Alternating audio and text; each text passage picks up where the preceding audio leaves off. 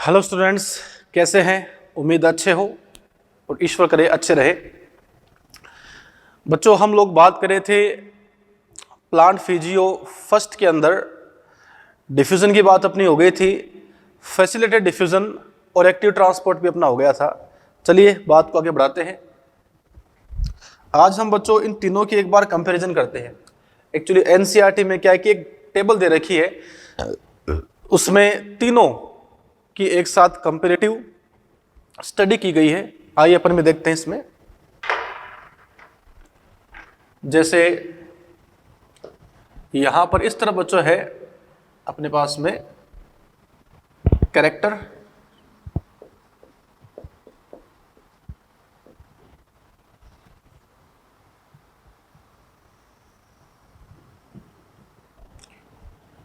फिर बच्चों यहां पे है ये कैरेक्टर डिफ्यूजन के बारे में,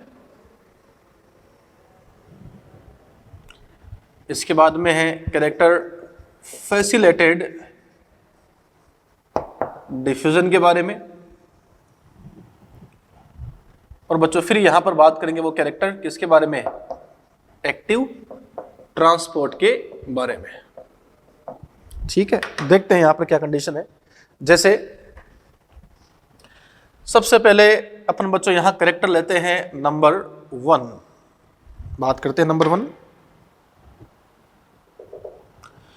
नंबर 1 बच्चों कैरेक्टर यहां पे डायरेक्शन का है।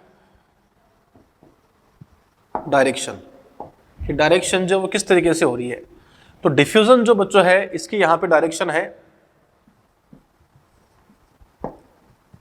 High concentration to low concentration. High to low जाना ये डिफ्यूजन में होता है। फैसिलिटेटेड के अंदर भी है हाई टू लो कंसंट्रेशन, और जो बच्चों एक्टिव ट्रांसपोर्ट है ये भी आप यहां पे कहते होता है low concentration to high concentration. तो ये बच्चों अपने पास में डायरेक्शन की बात हो गई। फिर बात करते हैं अपन इसके बाद में आफ्टर डायरेक्शन नंबर 2। ये बच्चों यहां पे है रिक्वायरमेंट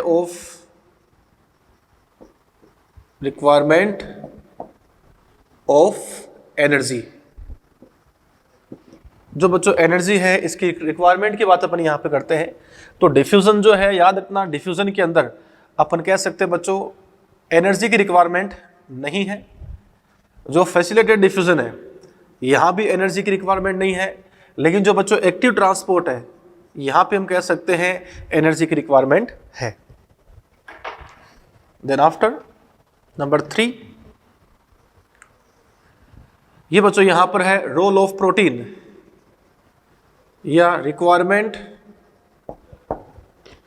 ऑफ प्रोटीन। प्रोटीन की क्या रिक्वायरमेंट है, तो बच्चों डिफ्यूजन में अपन कह सकते हैं कि जो प्रोटीन है उसकी रिक्वायरमेंट नहीं है। फैसिलिटेटेड के अंदर प्रोटीन की रिक्वायरमेंट है, और जो एक्टिव ट्रांसपोर्ट है देखो बच्चों उसके अंदर भी हम कह सकते हैं प्रोटीन की रिक्वायरमेंट है। मतलब प्रोटीन की जो रिक्वायरमेंट है वो फैसिलिटेटेड डिफ्यूजन और एक्टिव ट्रांसपोर्ट दोनों में है। नेक्स्ट बच्चों यहां पर नंबर 4 अगर आप कंडीशन देखें तो नंबर 4 कंडीशन यहां पे हम कह सकते हैं ये बच्चों होता है सैचुरेशन। बच्चों सैचुरेशन का मतलब क्या है, रेट ऑफ ट्रांसपोर्ट का कांस्टेंट हो जाना, वो सैचुरेशन है। बच्चों सैचुरेशन जो है वो तभी आता है जब प्रोटीन का रोल हो। आप मुझे बताओ क्या डिफ्यूजन में प्रोटीन का रोल है क्या? नहीं है। तो बच्चों यहां पे कोई सैचुरेशन नहीं होगा। फैसिलिटेटेड डिफ्यूजन में और एक्टिव ट्रांसपोर्ट के अंदर प्रोटीन का रोल है, मतलब बच्चों इनमें सैचुरेशन प्रेजेंट होता है। यस। और बच्चों ये सैचुरेशन कब आएगा? ये सैचुरेशन तब आएगा जब उस मेम्ब्रेन की सारी प्रोटीन कंज्यूम हो जाए मॉलिक्यूल्स के साथ में। नेक्स्ट देखते हैं अपन इसमें। नेक्स्ट बच्चों यहां पर नंबर 5 जो है ये अपने पास में आता है सेंसिटिविटी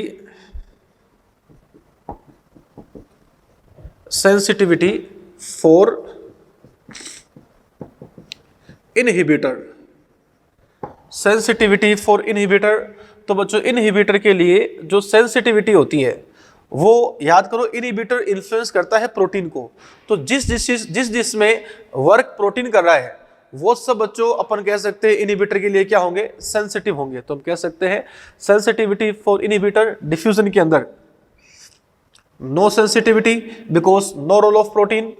लेकिन जो फैसिलिटेटेड डिफ्यूजन है और जो बच्चों एक्टिव ट्रांसपोर्ट है, these are sensitive for inhibitor because बच्चों इनमें सारा रोल ही किसका होता है, प्रोटीन का होता है। नेक्स्ट नंबर 5 के बाद 6,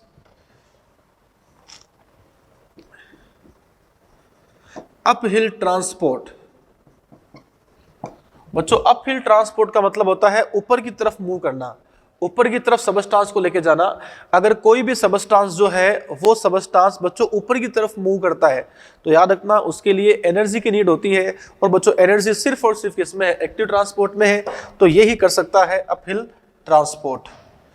जो फैसिलिटेटेड डिफ्यूजन है और जो डिफ्यूजन है बच्चों इनके अंदर नो रोल ऑफ, मतलब इसमें अपहिल ट्रांसपोर्ट नहीं हो सकता।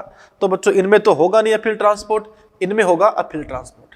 समझ रहे, ये कंडीशन यहां पर है। अब आप इसका स्क्रीनशॉट ले लीजिए या आप इसको नोट भी कर लीजिए, ये बच्चों काफी इंपॉर्टेंट है एग्जाम के पॉइंट ऑफ व्यू से। आगे चलते हैं। ओके, तो देखिए बच्चों अब हम बात यहां पे कर रहे हैं ऑस्मोसिस के बारे में। ऑस्मोसिस के अंदर क्या है, osmosis is a movement of water, osmosis is a movement of water from high concentration to low concentration through SPM, semi permeable membrane के थ्रू अगर वाटर जा रहा है हाई टू लो कंसंट्रेशन, तो इससे बच्चों हम लोग क्या कहते हैं, इसे हम लोग कहते हैं ऑस्मोसिस। आगे देखिए, जैसे ये बच्चों अपने पास में क्या है, एसपीएम है। अब इस एसपीएम के इस तरफ बच्चों यहां पे वाटर प्रेजेंट है और बच्चों वाटर यहां पे हाई कंसंट्रेशन में है। अब इस वाटर का एसपीएम को पार करके जाना इस तरफ लो कंसंट्रेशन की ओर। तो बच्चों वाटर का high concentration to low concentration SPM के थ्रू जाना, एसपीएम के थ्रू जाना, दैट इज कॉल्ड ऑस्मोसिस। समझ रहे हैं, याद रखना बच्चों ऑस्मोसिस के अंदर रोल किसका है, एसपीएम का। What is the meaning of SPM? SPM बच्चों एक ऐसी मेम्ब्रेन है which is permeable for solvent. You know what is solvent? Water. ये बच्चों वाटर के लिए क्या होती है, ये होती है वाटर के लिए परमेएबल, मतलब वाटर इसमें से पास हो सकता है। लेकिन जो बच्चों सोल्यूट है, you know what is solute?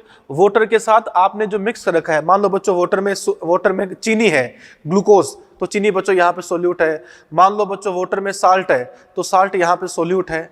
ठीक है, तो बच्चों वाटर में जो कुछ भी नॉन वाटर है वो यहाँ पे सोल्यूट है। तो याद रखना ये जो सेमी परमेएबल मेम्ब्रेन है, it is permeable only for solvent and impermeable for solute। जो बच्चों सोल्यूट्स हुआ करते हैं, सोल्यूट्स के लिए ये क्या होते हैं, इम्परमेबल हुआ करते हैं। तो अपन कह सकते हैं कि वाटर का एसपीएम से होकर जाना high to low concentration, it is osmosis.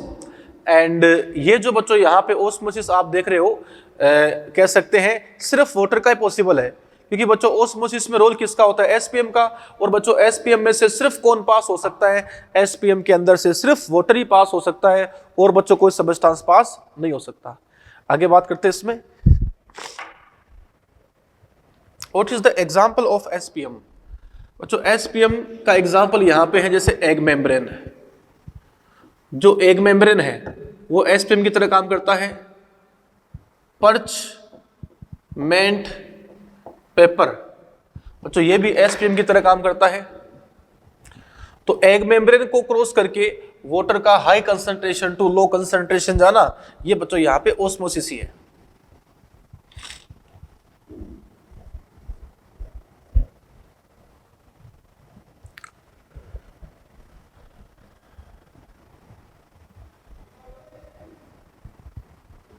आगे देखिए,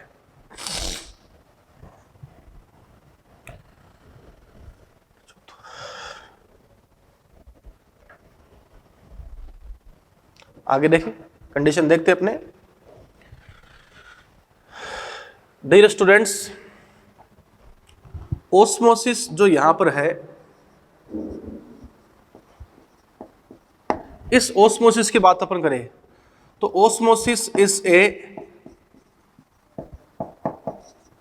पैसिव प्रोसेस। बच्चों ओस्मोसिस जो है ये एक पैसिव प्रोसेस है। ये पैसिव प्रोसेस क्यों है? ये बच्चों पैसिव प्रोसेस इसलिए है क्योंकि ओस्मोसिस में एनर्जी की रिक्वायरमेंट है नहीं। एनर्जी की रिक्वायरमेंट क्यों नहीं है? क्योंकि बच्चों सबस्टांस तो यहाँ पे high concentration to low concentration ही जाएगा। तो osmosis is a passive process. क्यों? क्योंकि बच्चों यहां पर हम कह सकते हैं एनर्जी इज नॉट रिक्वायर्ड। बच्चों इसमें एनर्जी जो है उस एनर्जी की रिक्वायरमेंट नहीं रहती, तो ये अपने पास में एक पैसिव प्रोसेस है। आगे देखते हैं इसके बाद में। ये जो बच्चों ओस्मोसिस है, इसमें ध्यान रखना, ओस्मोसिस के अंदर सारा बच्चों रोल ही किसका है? एसपीएम का। तो SPM semi permeable membrane is required in osmosis. ठीक है, देखो देखिए, जैसे बच्चों ये अपने पास में इस तरीके से जो आप देख रहे हो, ये है एक SPM, this is semi permeable membrane. और बच्चों सबस्टांस जो है वो सबस्टांस मान लो एसपीएम को क्रॉस करके जा रहा है। मान लो बच्चों यहाँ पे वाटर जो है वो हाई कंसंट्रेशन में है, यहाँ बच्चों वाटर क्या है? लो कंसंट्रेशन में है। तो बच्चों वाटर का high concentration to low concentration जाना, इसको बोलते हैं ओस्मोसिस। एक नाम बच्चों यहाँ पे होता है ओस्मोटिक प्रेशर। एक नाम यहाँ पे क्या है? Osmotic pressure. ये बात अपनी ओस्मोसिस की पूरी हो चुकी है। क्या है बच्चों ओस्मोसिस? दोबारा सुन लो। ओस्मोसिस का मतलब है वाटर का, किसका? वाटर का। वाटर का high concentration to low concentration जाना डिफ्यूजन कहलाता है। लेकिन अगर ये वाटर का डिफ्यूजन, ये वाटर का हाई टू लो कंसंट्रेशन की तरफ जाना, ये बच्चों अगर एसपीएम के अंदर से होके जा रहा है, तो इससे बच्चों हम लोग क्या कहते हैं? इससे हम लोग कहते हैं ओस्मोसिस। तो याद रखना, ओस्मोसिस के अंदर बच्चों क्या होता है? डिफ्यूजन ही होता है। तो हम कह सकते हैं कि all osmosis are diffusion, but all diffusion are not osmosis। बच्चों हर ओस्मोसिस के अंदर क्या हो रहा है? वाटर हाई टू लो ही तो जा रहा है। इसका मतलब बच्चों हम कह सकते हैं कि हर ओस्मोसिस के अंदर डिफ्यूजन ही हो रहा है। ये कंडीशन यहां पे है।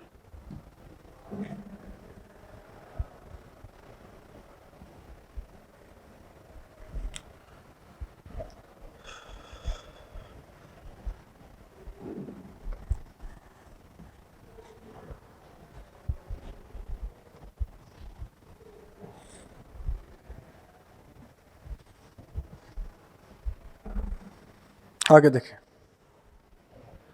आगे बच्चों अपन यहां पे कंडीशन अपने देख सकते हैं कुछ इस तरीके से, जैसे ओस्मोटिक प्रेशर क्या है।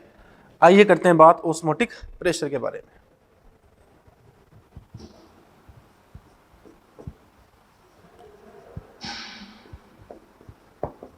ओस्मोटिक प्रेशर, इसे हम बच्चों क्या कह सकते हैं? ओपी कह सकते हैं।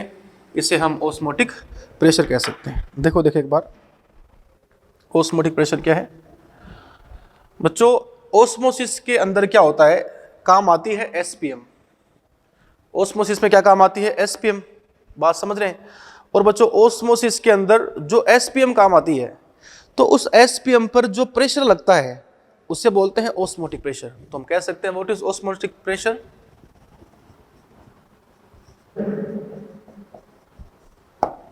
During osmosis, during osmosis pressure which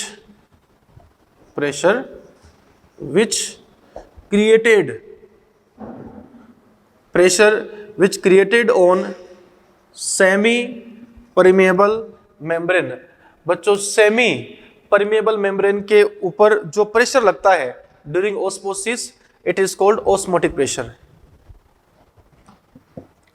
that is called osmotic pressure. वो बच्चों ऑस्मोटिक प्रेशर होता है, इन शॉर्ट हम इसे कहते हैं ओपी।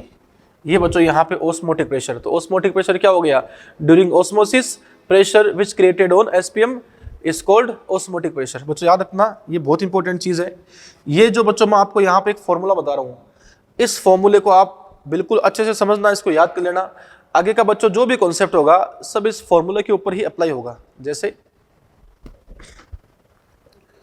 ऑस्मोटिक प्रेशर जो होता है ये बच्चों प्रोपोर्शनल तो होता है किसके, सोल्यूट के, और osmotic pressure is inversely proportional to solvent. Osmotic pressure is proportional to solute and inversely proportional to solvent. ये बच्चों यहाँ पर एक वेरी इंपॉर्टेंट फॉर्मूला है जो आपको ध्यान रखना है। अब कुछ बच्चों की समस्या भी इसमें आ सकती है कि सर हमने तो कहा था कि जो ऑस्मोटिक प्रेशर है वो ऑस्मोटिक प्रेशर सेल एसपीएम पर लगता है, तो बच्चों यहाँ पे एसपीएम कहाँ पर है। बच्चों एसपीएम आपको मानना है, ये मान के चलो कि ये आपको मान के चलना है कि ऑस्मोसिस के अंदर जो सेल के अंदर जो एसपीएम है ड्यूरिंग ऑस्मोसिस, एसपीएम के ऊपर जो बच्चों प्रेशर लगता है, pressure which created on SPM is called osmotic pressure and osmotic pressure is proportional to solute and inversely proportional to solvent। ये बच्चों यहाँ पे कंडीशन है। आगे देखते हैं इसके बाद में टाइप्स ऑफ सॉल्यूशन।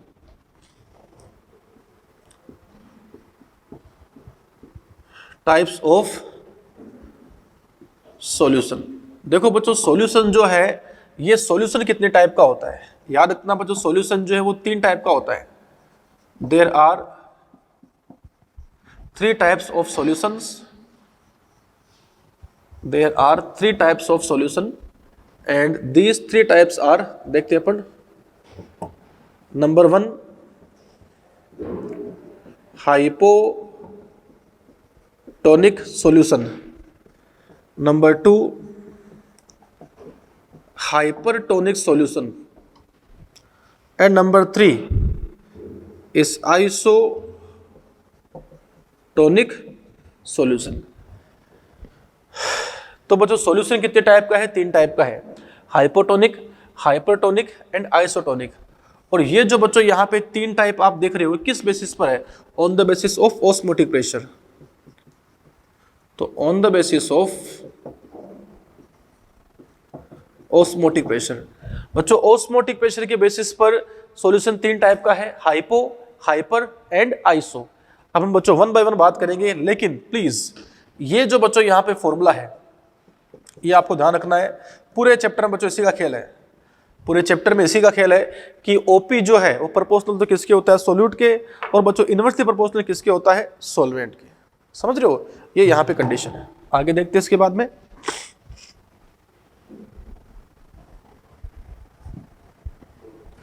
अब बच्चों हम लोग एक एक सॉल्यूशन की बात यहाँ पे करेंगे कि क्या तो हाइपोटोनिक है, क्या हाइपरटोनिक है। 1 बाय 1 हम बच्चों लाइन से बात करेंगे।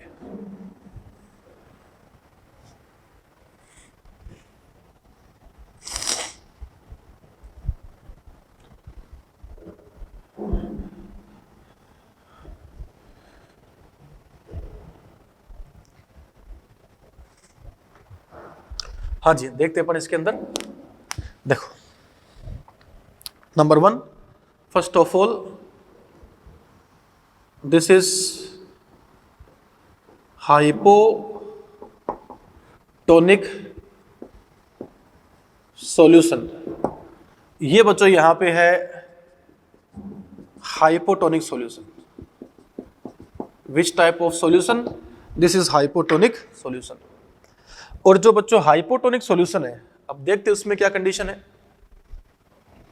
हाइपो, बच्चों हाइपो का मतलब क्या होता है, लेस। टोनिक, टोनिक का मतलब होता है ऑस्मोटिक प्रेशर।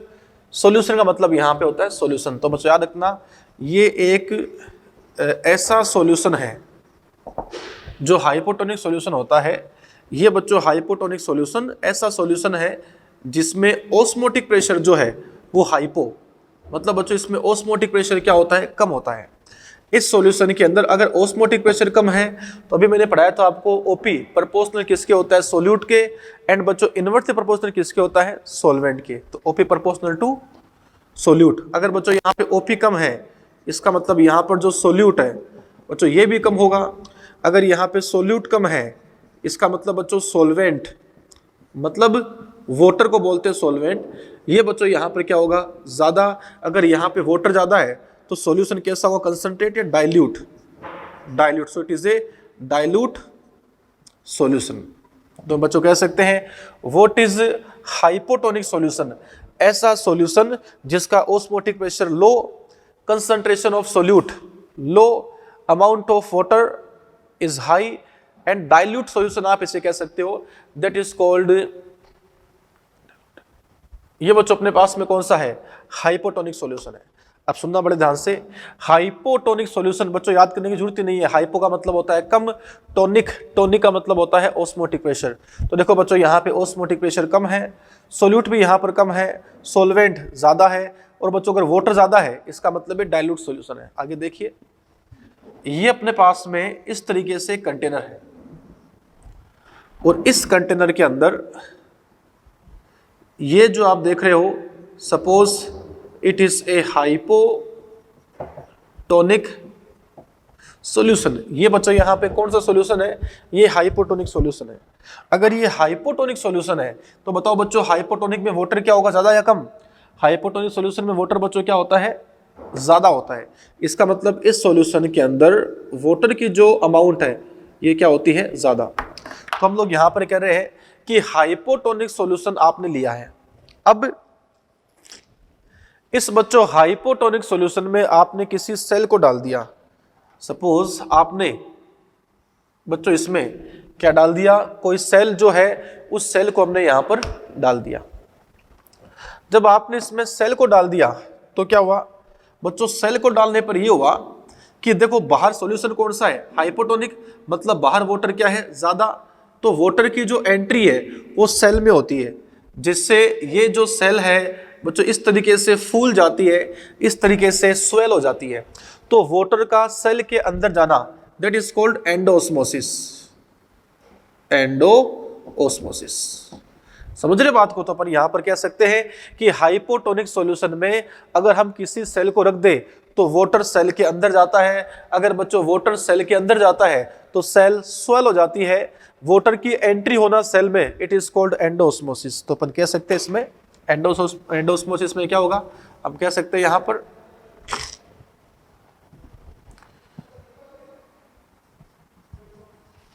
कि वाटर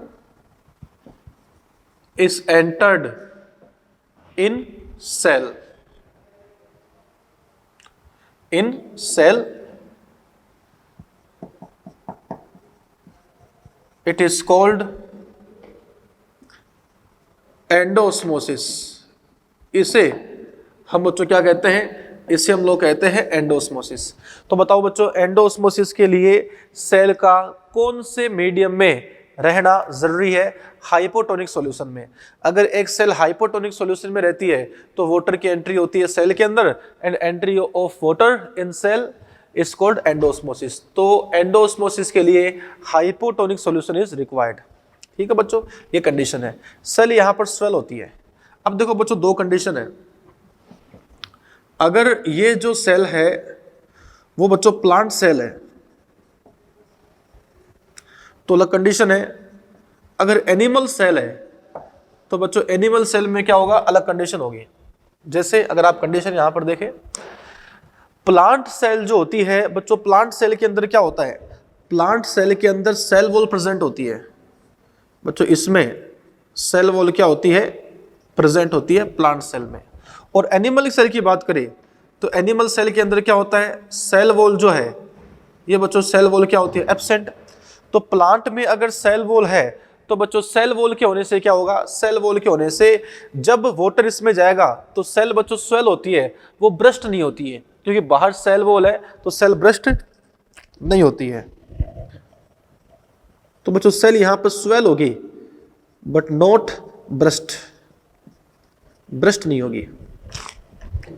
एनिमल सेल की बात करें तो बच्चों एनिमल सेल में सेल वॉल तो है नहीं, तो पहले तो सेल स्वेल होती है, फिर वो फट जाती है। तुम कह सकते हैं कि सेल जो है वो स्वेल एंड देन ब्रस्टेड, फिर बच्चों वो फट जाती है। तो अपन कह सकते हैं कि एंडोस्मोसिस के अंदर क्या होगा, एंडोस्मोसिस के अंदर सेल जो है वो हाइपोटोनिक सॉल्यूशन में है। तो हाइपोटोनिक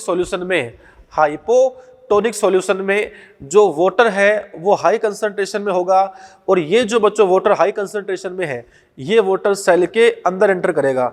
जैसे ही वाटर सेल के अंदर एंटर करता है, सेल जो है बच्चों वो स्वेल होती है, और अगर सेल स्वेल होती है तो अगर वो प्लांट सेल है तब तो ब्रस्ट होगी नहीं, अगर वो एनिमल सेल है तो due to absence of cell wall animal cell is bursted. समझ रहे हो, ये बच्चों यहाँ पे कंडीशन है एंडोस्मोसिस की। आगे देखिए, next second type of solution is hypertonic solution.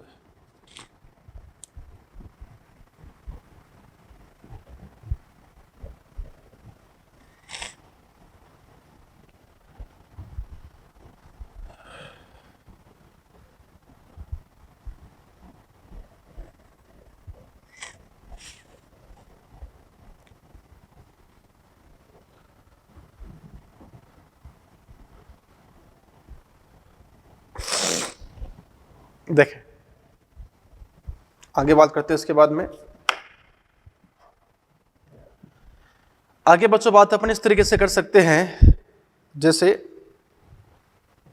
Number second condition,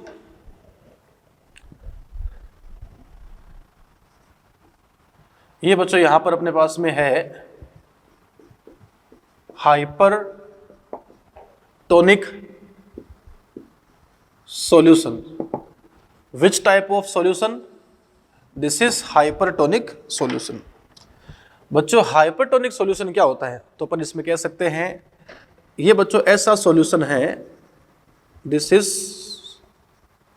solution in which hyper मतलब ज्यादा, टोनिक मतलब ओस्मोटिक प्रेशर। बच्चों इसका ओस्मोटिक प्रेशर क्या होगा, ज्यादा। अगर ओपी यहाँ पे ज्यादा है इसका मतलब यहाँ पर सोल्यूट भी क्या होगा, ज्यादा। और जो बच्चों सोलवेंट है, ये सोलवेंट इसमें क्या होगा, कम होगा। अगर बच्चों सोलवेंट कम है तो अपन कह सकते हैं ये एक कंसंट्रेट सॉल्यूशन है, this is A concentrate solution. ये बच्चों अपने पास में एक कंसंट्रेट सॉल्यूशन है,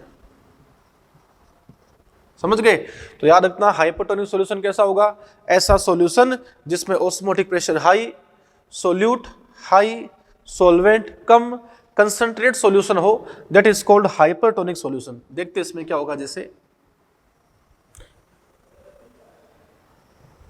ये अपने पास एक कंटेनर है और इस कंटेनर के अंदर अपने पास प्रेजेंट है hypertonic solution, this is A hypertonic solution.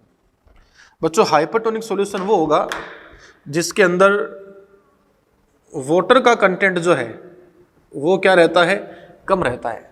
हमने कहा था कि भाई हाइपरटोनिक है, तो बच्चों हाइपरटोनिक में क्या होगा, ओपी हाई है लेकिन बच्चों वाटर यहां पे कम रहेगा। आपने इसमें डाल दी कोई भी सेल, ये बच्चों यहां पर सेल है, ये हमने डाल दी हाइपरटोनिक सॉल्यूशन में। तो देखो बच्चों बाहर पानी कम है, अगर बाहर वाटर कम है तो water is exit from cell, water जो है बच्चों वो सेल से बाहर आ जाता है, तो water is come out from cell. क्योंकि बच्चों बाहर पानी कम था, पानी हाई टू लो आ गया। अगर वाटर हाई से लो आ गया, सेल से बाहर आ गया, इट इज कॉल्ड एक्सोस्मोसिस। तो बच्चों एक्सोस्मोसिस का मतलब क्या है, if water is come out from cell due to hypertonic solution, it is called exosmosis, and cell जो है वो बच्चों इस तरीके से हम कह सकते हैं श्रिंक हो जाती है। देखो बच्चों सेल यहां पे क्या हो गई, श्रिंक हो गई, समझ गए। ये कंडीशन यहां पे तुम कह सकते हैं कि हाइपरटोनिक सॉल्यूशन में क्या होगा, in hypertonic solution, in hypertonic solution water is come out from cell, water is come out from cell, it is called exosmosis. इसे हम लोग बच्चों क्या बोलते हैं, एक्सोस्मोसिस कहते हैं। तो which type of solution is required for exosmosis? Answer hypertonic solution. समझ गए? तो देखो बच्चों, सेल यहां पे क्या होती है, सेल यहां पे धीरे धीरे श्रिंक हो जाती है। चलिए, ये अपने पास हो गया हाइपरटोनिक सॉल्यूशन। नेक्स्ट नंबर 3 बात करते हैं आइसोटोनिक सॉल्यूशन के बारे में।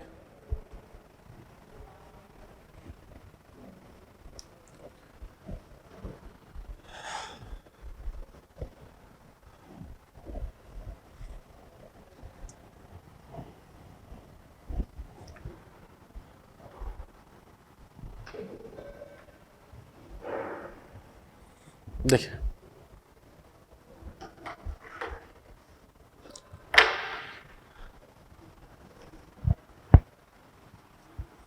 नेक्स्ट बच्चों यहां पे अपने पास में है आइसोटोनिक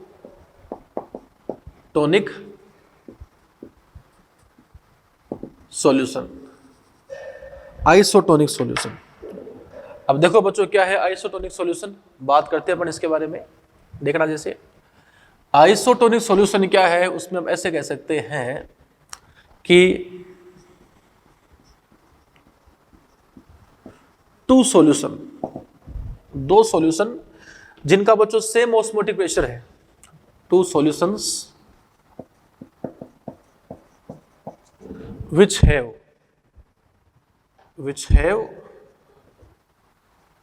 same osmotic pressure, उन्हें बच्चों हम लोग क्या कहते हैं, उन्हें कहते हैं आइसोटोनिक सॉल्यूशन। तो ऐसा सॉल्यूशन, ऐसे दो सॉल्यूशन जिनका बच्चों सेम ऑस्मोटिक प्रेशर होता है, उन्हें हम लोग कहते हैं आइसोटोनिक सॉल्यूशन। अब जैसे मान लो बच्चों अपने पास में ये कोई कंडीशन है, ये कंटेनर बच्चों इसमें आइसोटोनिक सॉल्यूशन है। ये जो बच्चों नाम है आइसोटोनिक, हाइपोटोनिक, ये सब सेल के कंसेप्ट में है। सेल के कंसेप्ट में हाइपोटोनिक होता है, सेल के कंसेप्ट में हाइपरटोनिक होता है, और सेल के कंसेप्ट में आइसोटोनिक सॉल्यूशन है। तो अगर मान लो बच्चों यहाँ पे आइसोटोनिक सॉल्यूशन में सेल डाल दे, तो बच्चों वाटर की जो एंट्री है उन्हें तो सेल के अंदर होती है, न सेल के बाहर होती है। इसका मतलब जो बच्चों सेल की साइज है वो भी फ्लक्चुएट नहीं होती है। तो हम कह सकते हैं कि if a cell is placed in isotonic solution, then what will be the changes in its size? So answer will be no changes in size, because in isotonic solution no one water molecules are enter on exit from cell.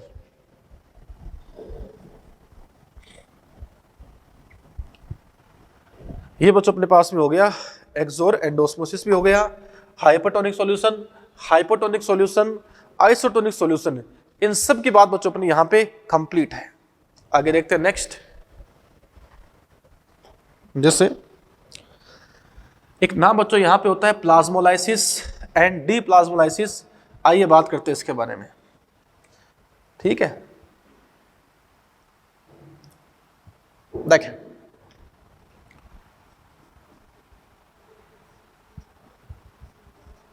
पहले बात करते हैं अपन plasmolysis की। What is plasmolysis? बात करते हैं अपन इसके बारे में। देखो बच्चों, प्लाज्मोलाइसिस क्या है, आओ अपन चर्चा करते हैं इसके बारे में। प्लाज्मोलाइसिस जो है उसका बेसिक मतलब क्या होता है। जैसे ये बच्चों अपने पास में इस तरीके से कोई सेल प्रेजेंट है, ये एक प्लांट सेल है। अगर बच्चों ये प्लांट की सेल है, तो अपने को पता है कि प्लांट सेल में बच्चों सबसे बाहर तो कौन है, सेल वॉल, और बच्चों सेल वॉल के बाद में ये जो नेक्स्ट लेयर है, what is this? This is cell membrane. And ये जो बच्चों आप यहां पर देख रहे हो, सपोज न्यूक्लियस है, एंड दिस इज साइटोप्लाज्म। ये बच्चों अपने पास साइटोप्लाज्म है। तो साइटोप्लाज्म है और न्यूक्लियस बच्चों यहां पर है ही अपने पास में।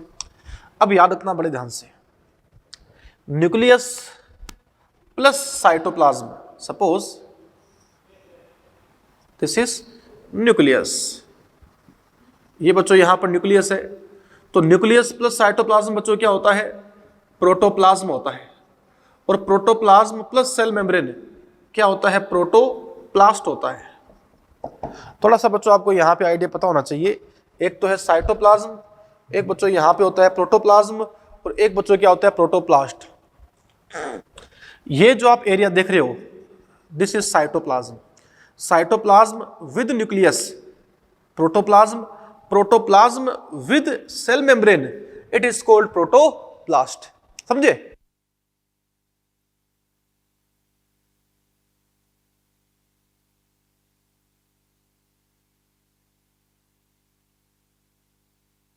चलिए आगे बात करते हैं अपन इसमें।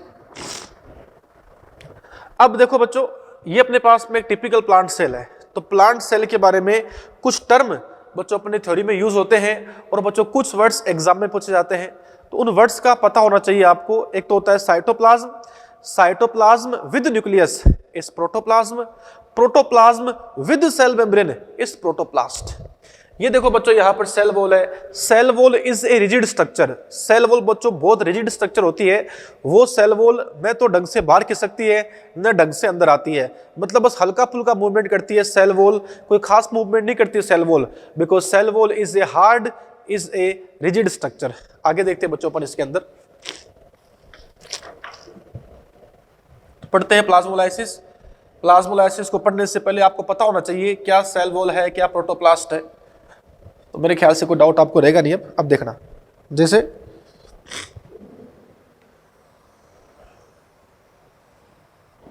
ये बच्चों अपने पास में है प्लांट सेल, समझे? ये कौन है इसका, न्यूक्लियस,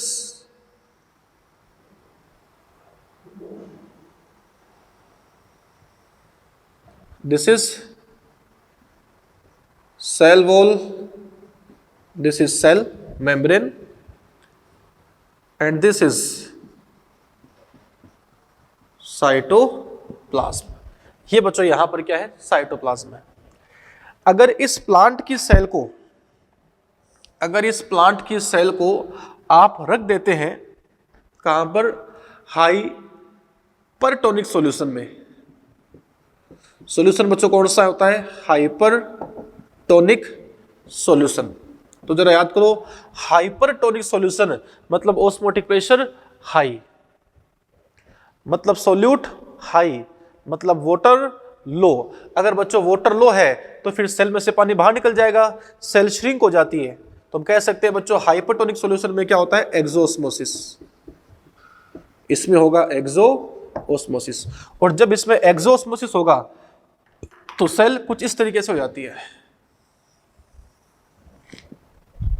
देखो बच्चों सेल वॉल लगभग वहीं पर है, तो खास फर्क नहीं पड़ा। बाकी ये सिचुएशन हो गई, दिस इज सेल मेम्ब्रेन,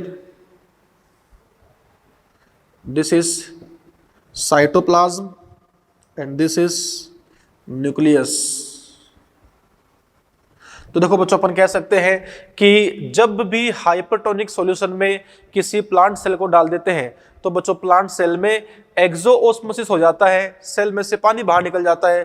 और बच्चों सेल में से अगर पानी बाहर निकल जाए, अगर सेल में से हम कह सकते हैं पानी बाहर निकल जाता है, ये मान लो बच्चों वैक्यूल है, अगर बच्चों सेल में से पानी बाहर निकल जाता है इसको बोलते हैं एक्सोस्मोसिस। और देखो बच्चों यहाँ पर साइटोप्लाज्म श्रिंक हो गया, तो साइटोप्लाज्म का श्रिंक हो जाना it is called plasmolysis. Then what is the meaning of plasmolysis, हम देख लेते हैं।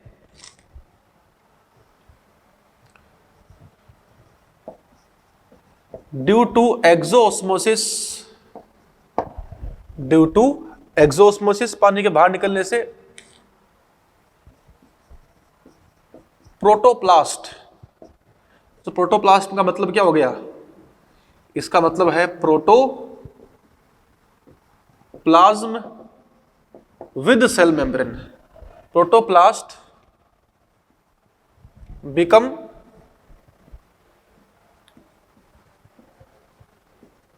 becomes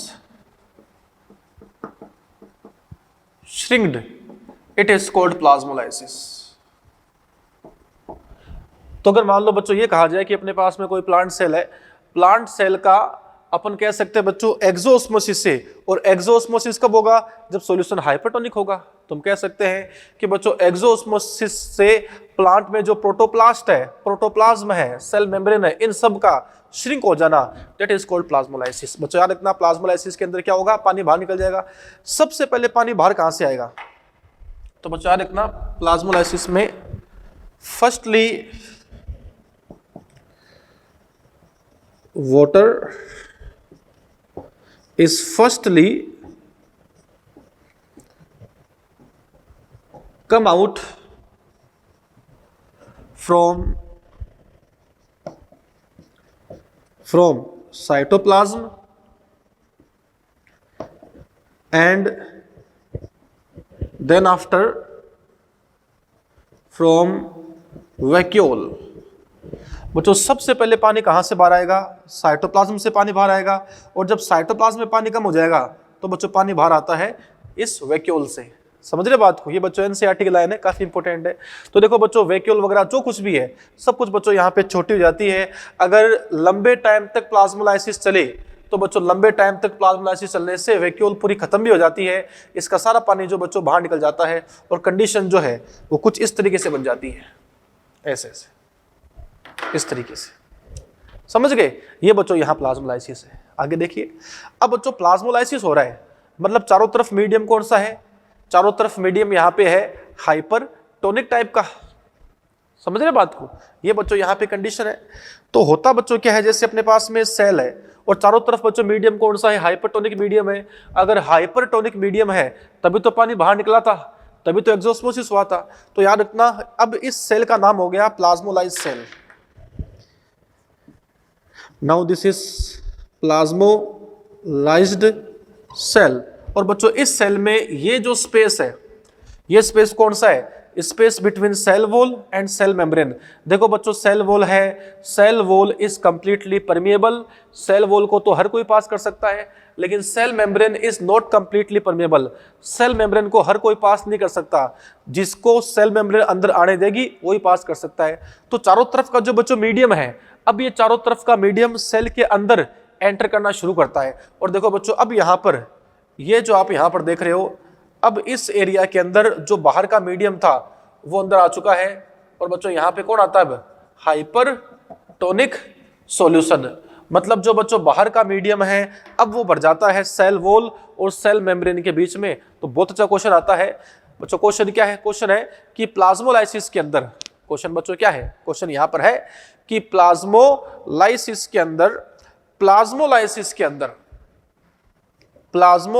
के अंदर जब सेल में से पानी बाहर निकल जाता है तो cell wall and cell membrane के बीच में बड़ा गैप बन जाता है। और सेल वॉल और सेल मेम्ब्रेन के बीच में जो बड़ा गैप बना है, इस बड़े गैप में क्या भरा होता है बच्चों? यहाँ पे अब हाइपरटोनिक सॉल्यूशन भर जाता है। समझ गए? ये बच्चों कंडीशन यहाँ पे है प्लाज्मोलाइसिस के बारे में। तो ये बच्चों अपने कंडीशन थी प्लाज्मोलाइसिस के बारे में। आगे देखते हैं इसके बाद में।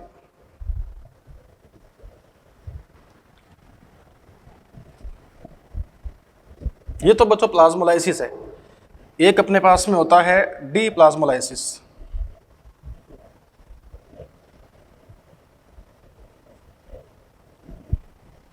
प्लाज्मोलाइसिस के बाद में डी प्लाज्मोलाइसिस।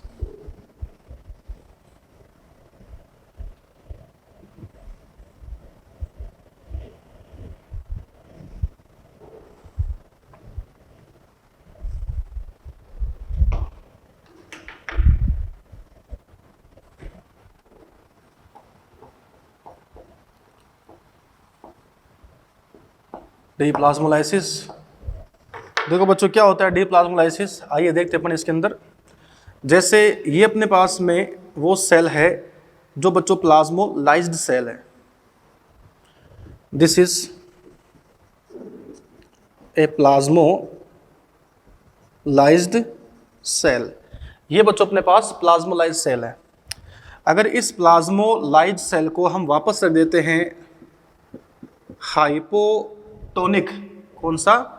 हाइपोटोनिक सॉल्यूशन के अंदर, तो अपने को पता है कि अगर ये हाइपोटोनिक सॉल्यूशन में है तो बच्चों हाइपोटोनिक सॉल्यूशन के अंदर वाटर की कंटेंट क्या होती है? ज़्यादा होती है। तो वाटर जाएगा सेल के अंदर, और वाटर का सेल के अंदर जाना इट इज कॉल्ड एंडोओस्मोसिस। ये बच्चों यहाँ पर क्या है, एंडोस्मोसिस है।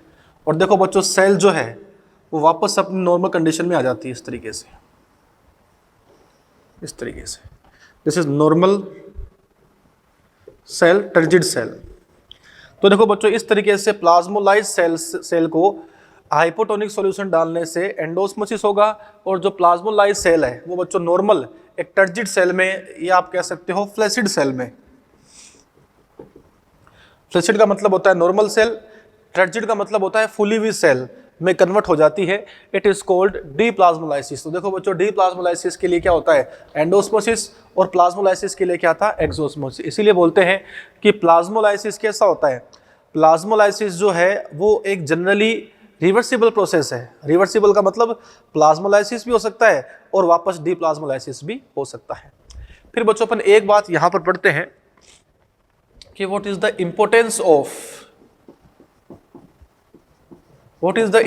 Of plasmolysis. तो हम कह सकते हैं कि प्लाज्मोलाइसिस का जो बच्चों इंपॉर्टेंस है वो कुछ इस तरीके से अपने पास में है कि मतलब जैसे प्रिकल्स जो अचार वगैरह होता है, जो मुरब्बा होता है बच्चों, प्रिकल्स को अचार को हम रखते हैं हाइपरटोनिक सॉल्यूशन में, हम तेल में रखते हैं, या जो शुगर सॉल्यूशन है उसमें रखते हैं मुरब्बे को। तो तेल या फिर जो शुगर सॉल्यूशन है वो एक हाइपरटोनिक सॉल्यूशन है, वो बच्चों क्या है, हाइपरटोनिक सॉल्यूशन।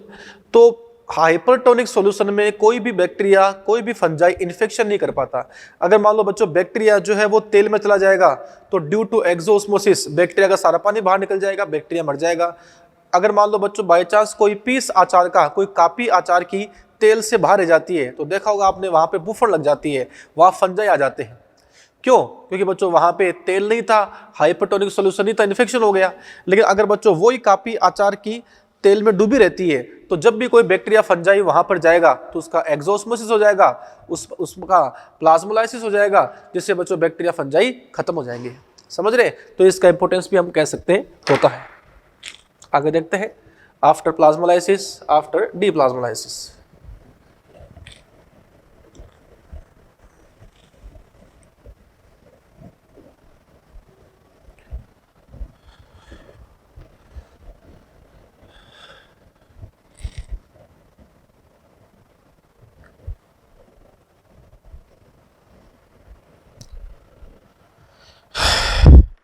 नेक्स्ट बच्चों कुछ एक बातें अपन यहां पढ़ेंगे। जैसे एक नाम अपने पास में आता है इसमें सेल्स के बारे में। ये बच्चों अपने पास में इस तरीके से एक सेल है।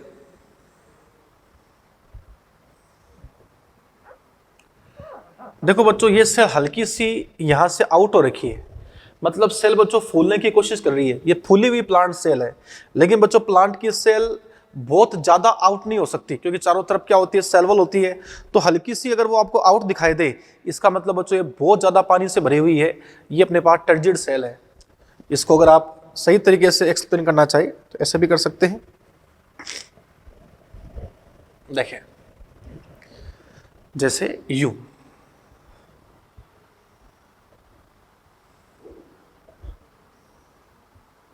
इस तरीके से ये बच्चों अपने पास में है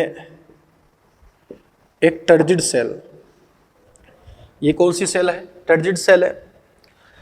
ये फुली हुई सेल है। ये देखो बच्चों यहां पर एक नॉर्मल सेल है, जितना स्पेस है सेल में उतना ही सेल में पानी है, नॉर्मल सेल है। That is called flaccid cell, flaccid cell. And ये देखो बच्चों यहां पर एक ऐसी सेल है जो श्रिंक हो चुकी है।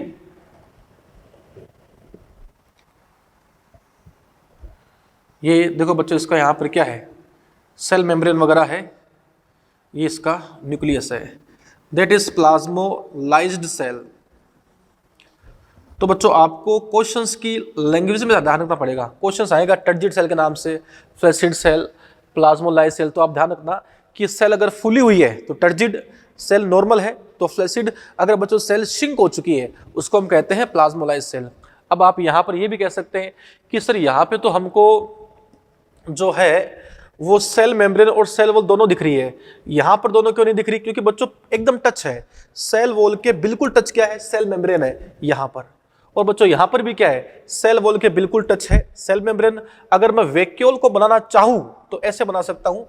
ये देखो बच्चों क्या है? इसकी वैक्यूल, ये इसका न्यूक्लियस। यहां पर देखें हम, ये इसका न्यूक्लियस, ये बच्चों इसकी वैक्यूल। यहां पर देखें, ये इसका न्यूक्लियस और ये इसकी वैक्यूल। तो सबसे बड़ी वैक्यूल किस में होती है? टर्जिड में, क्योंकि बच्चों वैक्यूल में पानी भरा होता है, ध्यान रखना। तो याद रखना, सेल्स बच्चों 3 टाइप की होती है, फुली हुई cell, turgid cell, normal cell, flaccid cell, और श्रिंक्ड सेल जो है वो कौन सी होती है? प्लाज्मोलाइज सेल होती है। ये बच्चों अपने पास में यहां पर कंडीशन है। तो ये बच्चों को टॉपिक नहीं है, कोई आर्टिकल नहीं है, बस कई बार क्या अपन इन टर्म्स का यूज करते हैं। तो इन टर्म्स के बारे में आपको पता होना जरूरी है कि टर्जिड सेल कौन सी होती है ना, कि बच्चों प्लाज्मोलाइज सेल कौन सी है, फ्लैसिड सेल कौन सी है। सबसे ज्यादा फूली हुई सेल, टर्जिड सेल, जिसके अंदर पानी बहुत ज्यादा है, सेल बिल्कुल फूल चुकी है, वो होती है टर्जिड सेल। एक बच्चों होती है फ्लैसिड सेल, नॉर्मल सेल। एक है प्लाज्मोलाइज सेल, जिसमें से पानी बाहर निकल चुका है, वो प्लाज्मोलाइज सेल होती है। ये कोई बच्चों आर्टिकल नहीं था, बस टर्म्स है जिनका पता आपको होना चाहिए।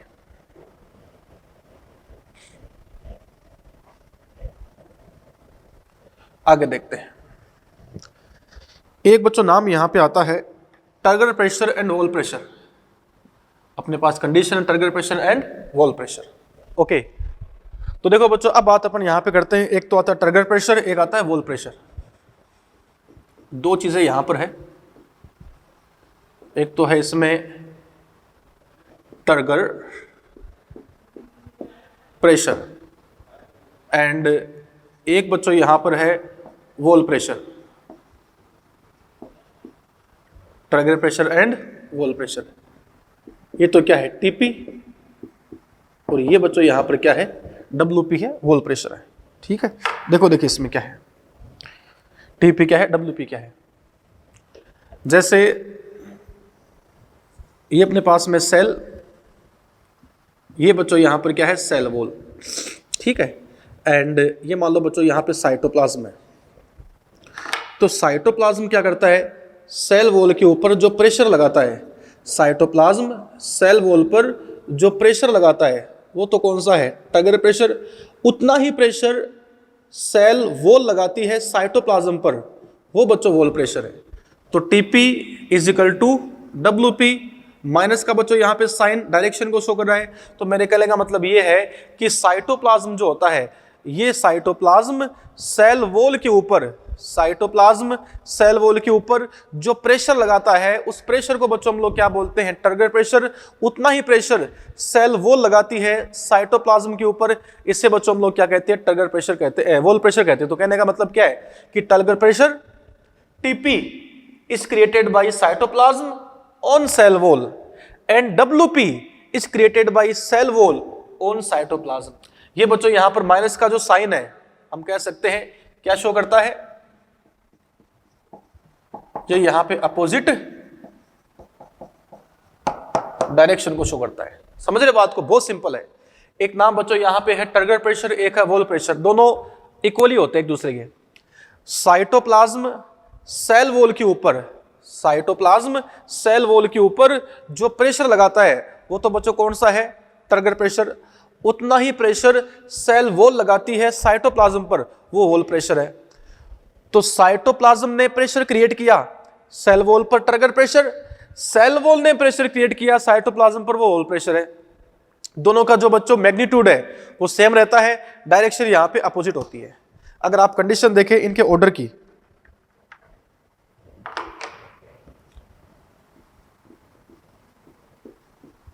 Order of turgor pressure, order of turgor pressure बच्चों यहां पर क्या है? जैसे टर्जिड सेल, ये देखो बच्चों फूली हुई सेल है। अगर बच्चों सेल फूली हुई है, इसका मतलब प्रेशर बहुत लग रहा है, तभी सेल वॉल आउट होगी, तभी सेल फूल रही है। इसका मतलब जो बच्चों टर्जिड सेल है उसमें टर्गर प्रेशर बहुत ज्यादा होता है। फिर बच्चों यहां पे आता है फ्लैसिड सेल। फ्लैसिड सेल में क्या होता है, जितना स्पेस है उतना ही वाटर है, तो बच्चों टर्गर प्रेशर कम लग रहा है। फिर बच्चों यहां पे आता है प्लाज्मोलाइज्ड सेल।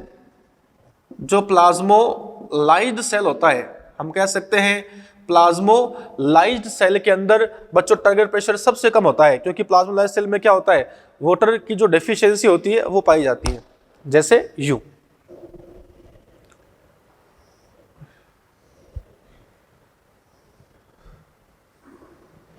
ये बच्चों यहां पे है टर्जिड सेल, फूली हुई सेल है।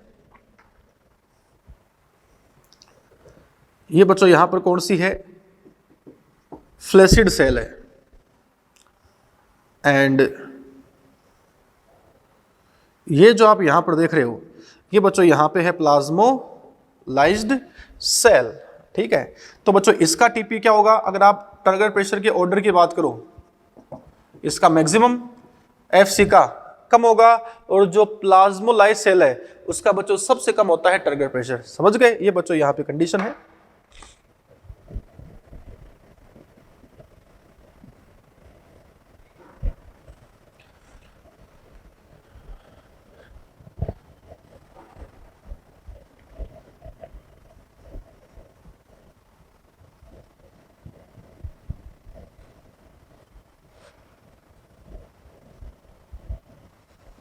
ये बच्चों अपने पास यहाँ पर कंडीशन है। तो बच्चों इस तरीके से हमने आज के लेक्चर में काफ़ी बातें की है। आज के लेक्चर में हमने बच्चों सबसे पहले बात की ओस्मोसिस के बारे में। ओस्मोसिस का बच्चों मतलब होता है वाटर का मूवमेंट अपनी हाई टू लो कंसंट्रेशन, मतलब डिफ्यूजन ही है, लेकिन वो एसपीएम के थ्रू है, सेमी परमेबल मेम्ब्रेन के थ्रू है। समझ रहे बात को, ये बच्चों यहाँ पे कंडीशन है। फिर जो ओस्मोसिस है उसमें आपने क्या पढ़ा कि ओस्मोसिस के अंदर जो सेमी परमेबल मेम्ब्रेन है उस पर जो बच्चों प्रेशर क्रिएट हुआ, that is called osmotic pressure. And osmotic pressure is proportional to solute, inversely proportional to solvent. There are three types of solutions on the basis of osmotic pressure: hypertonic solution, hypotonic solution and isotonic solutions. Hypertonic solution में OP high, solute high, water low. Hypotonic solution के अंदर OP low, solute low, water high. और जो बच्चों isotonic solution है, ऐसे दो solution जिनका ओस्मोटिक प्रेशर एक दूसरे के इक्वल होता है, उन्हें बच्चों हम लोग कहते हैं आइसोटोनिक सॉल्यूशन। एंड जो आइसोटोनिक सॉल्यूशन है, हम कह सकते हैं इसमें न तो सेल की साइज इंक्रीज होती है, न बच्चों यहाँ पर सेल की साइज डिक्रीज होती है। ये सब बात अपन यहाँ पर की है, ठीक है। फिर बच्चों हमने यहाँ पे क्या पढ़ा कि साहब टर्जिड सेल क्या है, अच्छा प्लाज्मोलाइसिस क्या होता है, डी प्लाज्मोलाइसिस क्या होता है। याद रखना बच्चों, एंडोओस्मोसिस और एक्सोओस्मोसिस दो चीज है। अगर सेल में से पानी बाहर निकल जाता है, इट इज कॉल्ड एक्सोओस्मोसिस। तो एक्सोओस्मोसिस के होने से प्लाज्मोलाइसिस होता है। जब सेल में से वाटर रिमूव होता है तब सेल श्रिंक होती है। वाटर का रिमूव होना एक्सोओस्मोसिस, सेल का श्रिंक होना, ये बच्चों यहाँ प्लाज्मोलाइसिस है। समझ गए बात को। फिर बच्चों हमने यहाँ पर थोड़ी सी बात की कि टर्गर प्रेशर क्या है, वॉल प्रेशर क्या है, ठीक है ना। इस तरीके से बच्चों हमने यहाँ पर कुछ बातें की है। ये बच्चों अपना यहाँ पर इसका एक पोर्शन पूरा हो गया। कल का जो लेक्चर अपना होगा वो होगा डिफ्यूजन प्रेशर डेफिशिएंसी के बारे में। कल बच्चों हम बात करेंगे डीपीडी के बारे में। तब तक आपका ये होमवर्क है, अब तक हमने प्लांट फिजियो में जितना भी पढ़ा है इन 3 लेक्चर्स के अंदर, ये बच्चों पूरा सही तरीके से आप रिवाइज कर लो, ताकि अगले का जो टॉपिक है, अगला जो टॉपिक यहाँ पर होगा उसे पढ़ने में बड़ा मजा आए। Thank you.